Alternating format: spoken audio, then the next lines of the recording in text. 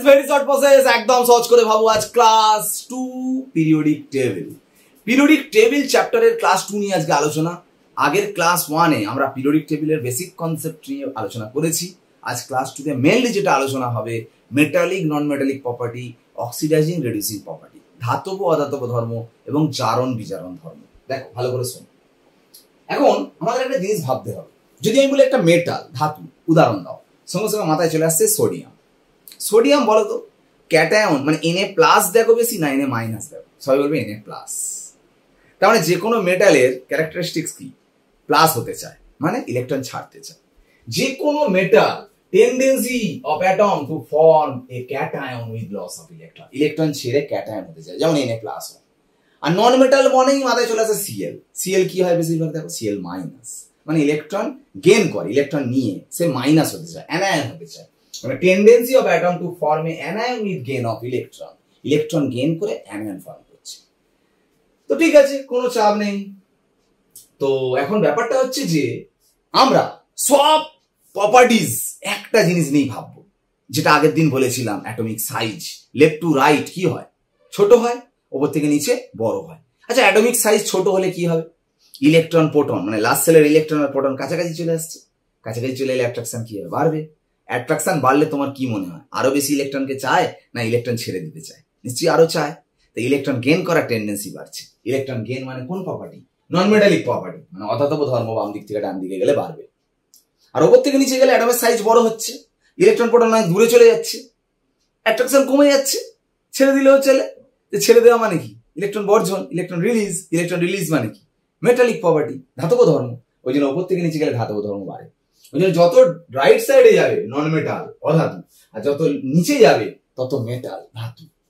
তো মোটামুটি মনে রাখবে ফার্স্ট এই গ্রুপে এই পিরিয়ডের সেকেন্ড পিরিয়ড বোরনটা গোল করেছে, এটা হচ্ছে মেটালয়েড ধাতু কল্প, যার বাঁ দিকের গুলো সব ধাতু মেটাল, ডান দিকের গুলো সব নন মেটাল অধাতু। সিলিকন হচ্ছে মেটালয়েড ধাতু কল্প, এর বাঁ দিকের গুলো সব মেটাল ধাতু, ডান দিকের গুলো সব অধাতু। ঠিক আছে, এবার একটা জিনিস ভাবো, অক্সাইড অফ মেটাল বেসিক, ধাতুর অক্সাইড ক্ষারীয় হয়, আর অধাতুর অক্সাইড নন মেটালের অক্সাইড হয় অ্যাসিডিক মানে আম্লিক। যদি আমি একটা এক্সাম্পল দিই, ধরো সোডিয়াম অক্সাইড, সোডিয়াম তো ধাতু মেটাল। সোডিয়াম অক্সাইডকে তুমি বলো তো জলের মধ্যে দিলে কি তৈরি হয়? জলে যদি দাও সোডিয়াম অক্সাইড, সোডিয়াম হাইড্রোক্সাইড তৈরি, NaOH। NaOH একটা কি? ক্ষার না? বেস না?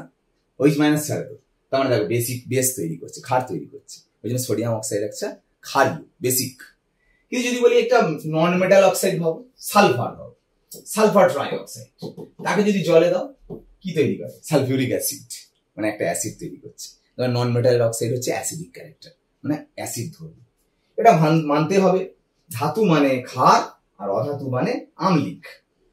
তোমাকে কোনো সাজা দিতে পারে, ধরো এরকম একটা চারটে দিল, দিয়ে বললো ইনক্রিজিং অর্ডার অফ অ্যাসিডিটি, আম্লিকতার ঊর্ধ্বক্রমে সাজা। তো যখনই অ্যাসিডিটি বা আম্লিকতা বলছে, তাহলে আগে ভাবো কে অ্যাসিডিক হয়, মেটাল না নন মেটাল? নন মেটাল অ্যাসিডিক হয়, অধাতু। তাহলে যে কটা দিয়েছে, ধরো সোডিয়াম, তুমি ভাবো সোডিয়াম দিয়েছে, তুমি গোল করছি, দেখো তুমি এরকম একটা নিচের আপে লিখবে, সোডিয়াম তোমায় দিয়েছে, আর কি দিয়েছে? ক্যালসিয়াম দিয়েছে, খুব ভালো কথা, কই ক্যালসিয়াম? এই। আর কি দিয়েছে? সিলিকন দিয়েছে, আর কি দিয়েছে? ম্যাগনেসিয়াম দিয়েছে। কি প্রপার্টি ভাবো? অ্যাসিডিক ক্যারেক্টার বললাম কোশ্চেন, মানে নন মেটালিক। নন মেটালিক প্রপার্টি বাম দিক থেকে ডান দিক গেলে কি হয়? বাড়ে। ধরছি এর নন মেটালিক প্রপার্টি সাপোজ 20, যে কোনো একটা ভ্যালু ভাবো না, এর নন মেটালিক প্রপার্টি তাহলে কি হবে? 21, এর কত হবে? 22, এর কত হবে? 23। আবার উপর থেকে নিচে গেলে নন মেটালিক প্রপার্টি কমবে, তাহলে এর নন মেটালিক প্রপার্টি 20 হলে উপর থেকে নিচে গেলে, এই সরি এটা যদি 21 হয়, এর থেকে নিচে গেলে তাহলে নন মেটালিক প্রপার্টি এর কত হবে? 20। তাহলে বলো ইনক্রিজিং অর্ডার পাচ্ছ তো? এদের দুজনের সমান, তার মানে কি লিখবে? Na2O approximately equal calcium oxide, তারপরে কার হচ্ছে 21 মানে ম্যাগনেসিয়াম অক্সাইড, তারপরে কোনটা হচ্ছে সিলিকন। মানে সব থেকে নন মেটালিক অক্সাইড মানে হচ্ছে অধাতব ধর্মিতা, মানে অ্যাসিডিক ক্যারেক্টার, আম্লিকতা সিলিকনের সব থেকে বেশি, মানে সিলিকন অক্সাইড। এদের আবার সমান হচ্ছে, তাই না? দুটোই সমান তো, 20-20। সবসময় মাথায় রাখবে এইরকম ভাবে ডায়াগোনাল কোনাকুনি প্রপার্টি সেম হয়ে যায়, এটা বলে ডায়াগোনাল রিলেশনশিপ, কর্ণ সম্পর্ক। সবসময় এরকম ডায়াগোনালি সেম হয়ে যায়। ঠিক আছে, তো একটা কথা বলি, এই যে সেম লিখছো, অপশানে যেমন থাকবে তেমন করতে হবে।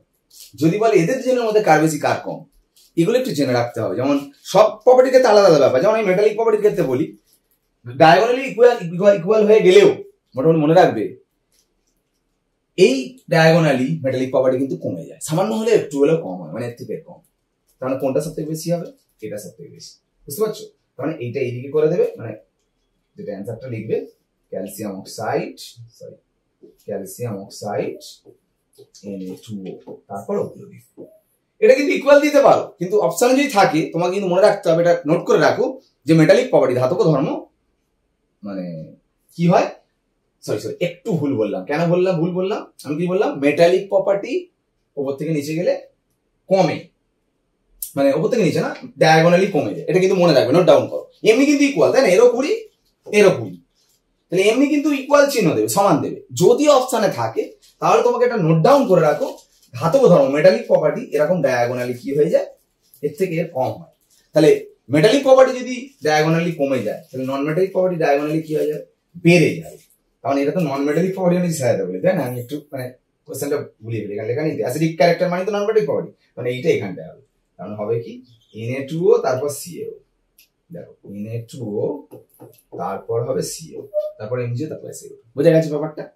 দেখো নেক্সট অক্সিডাইজিং রিডিউসিং, এটা তো সারা জীবনের প্রবলেম সবার, হ্যাঁ কি করে হয় না হয়। একটা কথা বলি, তো A প্লাস বি থেকে A প্লাস বি মাইনাস হয়েছে, ভাবো তো এটা কি হয়েছে, A প্লাস হয়েছে, মানে ইলেকট্রন কি করেছে, রিলিজ করেছে। যে ইলেকট্রন রিলিজ করে মানে ইলেকট্রন বর্জন করে তার জারণ হয় অক্সিডেশন, আর যে ইলেকট্রন গেইন করে ইলেকট্রন গ্রহণ করে তার হয় বিজারণ। মনে রাখবে যে ইলেকট্রন বর্জন করে মানে রিলিজ করে তার কি হয় বললাম, অক্সিডেশন, মানে জারণ, নিজের জারণ। নিজের জারণ মানেই অন্যকে বিজারণ করছে, মানে সেলফ অক্সিডেশন মানে রিডিউসেস আদার্স। তোমার যদি নিজের জারণ হয় অন্যকে বিজারণ করবে, তোমার যদি নিজের বিজারণ হয় অন্যকে জারণ করবে। তার মানে ইলেকট্রন রিলিজ করছে, এখানে কোথায় ইলেকট্রন রিলিজ হচ্ছে, এখানটা A থেকে A প্লাস ইলেকট্রন রিলিজ করছে, মানে তার মানে হচ্ছে সেলফ অক্সিডেশন, নিজের অক্সিডেশন হচ্ছে, কারণ অন্যকে রিডিউস করছে। মানে তুমি কি এজেন্ট, রিডিউসিং এজেন্ট, মানে বিজারক পদার্থ। তার মানে আমার জারণ হয়েছে মানে আমি অন্যকে বিজারণ করেছি, মানে আমি বিজারক পদার্থ, মানে অন্যকে যেটা করবো সেটাই আমার ধর্ম। মানে আমার অক্সিডেশন হয়েছে, অন্যকে রিডিউস করেছি, মানে আমি রিডিউসিং এজেন্ট, ঠিক আছে? আর আমার জারণ কেন হয়, ইলেকট্রন বর্জন হয় বলে, মানে ইলেকট্রন রিলিজ করি, মানে সহজ কথা ইলেকট্রন বর্জন মানে ইলেকট্রন রিলিজ মানে রিডিউসিং এজেন্ট, মানে বিজারক। আর ইলেকট্রন গ্রহণ, ইলেকট্রন গেইন মানে জারক, মানে ইলেকট্রন গেইন মানে অক্সিডাইজার। এটা মাথায় রাখবে, ইলেকট্রন গ্রহণ করলে জারক, মানে ইলেকট্রন গেইন মানে অক্সিডাইজার, আর ইলেকট্রন রিলিজ মানে রিডিউসার, মানে রিডিউসিং এজেন্ট। এটা মাথায় রাখবে। এবার তোমাকে লেফট টু রাইট উপর থেকে নিশ্চয় জানো অ্যাটমের সাইজ, সেই অ্যাটমের সাইজ বাম দিক থেকে ডান দিকে গেলে কি হয়, ছোট হয়। ছোট হলে অ্যাট্রাকশন আরো বাড়ে, অ্যাট্রাকশন বাড়লে কি হয় বল, যত বাম দিক থেকে ডান দিকে যাবে অ্যাট্রাকশন বাড়লে ইলেকট্রন ছাড়তে চায় না গ্রহণ করতে চায়, ইলেকট্রন গেইন করতে চায়। এই তো ইলেকট্রন রিলিজকে যদি বলো রিডিউসিং এজেন্ট, তাহলে ইলেকট্রন গেইন করারকে কি বলবো, অক্সিডাইজিং এজেন্ট। মানে যত লেফট টু রাইট যাবে অক্সিডাইজিং এজেন্ট, মানে জারক ধর্ম বাড়বে, মানে সে নিজে জারক হবে। আর ওপর থেকে নিচে গেলে জারণ ক্ষমতাটা কমবে, বিজারণ ক্ষমতা তার আবার উল্টো হবে। এইভাবে তোমাকে ভাবতে হবে। তার মানে যদি আমি তোমাকে বলি ফ্লুরিন, ক্লোরিন, ব্রোমিন, আয়োডিন, সব থেকে অক্সিডাইজিং এজেন্ট হিসাবে ফ্লুরিন ভালো, তারপর ক্লোরিন, তারপর ব্রোমিন, তারপর আয়োডিন। কারণ ওপর থেকে নিচে গেলে জারণ ক্ষমতা কমে, অক্সিডাইজিং প্রপার্টি কমে, সব থেকে ওপরে যে তার জারণ ক্ষমতা বা অক্সিডাইজিং প্রপার্টি বেশি, ঠিক আছে? এইভাবে তোমাকে ভাবতে হবে। ধাতব ধর্ম, অধাতব ধর্ম এবং জারণ বিজারণ ক্ষমতা নিয়ে পুরো টোটাল আলোচনা হয়ে গেল, যেটা খুব গন্ডগোল হয়ে যায়, প্রচুর টাফিয়েস্ট বলে মনে হয়, এবং এই জায়গা থেকে যেন মনে হয় সব গুলিয়ে যাচ্ছে, আর মনে হবে যেন কি বলবো, মানে যত রকমের যেন মাথা ঝালাফালা হয়ে যাবে। যে প্রপার্টি নিয়ে ভালো করে শুনে নয়, 3টে প্রপার্টি, আয়নন বিভব, ইলেকট্রন আসক্তি, তড়িৎ ঋণাত্মকতা, ইংলিশে বলে ionisation potential, electron gain enthalpy and electron negativity. এই 3টে শিখে গেলে পিরিয়ডিক টেবিল পুরো কমপ্লিট।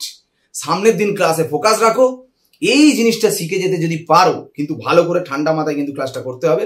তার মানে এই 3টে জিনিস কিন্তু প্রচুর এত ঘুরিয়ে ঘাড়িয়ে জিনিসপত্র আছে, মানে মাথা খারাপ হয়ে যাবে, কিন্তু মনে হচ্ছে ওটা তোমার। একদম ফোকাস রাখবে, যেটা বলছি একদম কোনো প্রবলেম হবে না, ঠিক আছে? তো যাই হোক, সামনের দিনের ক্লাস আবার দেখা হচ্ছে। আজকে ক্লাস এখানে শেষ করলাম। ওকে, বাই।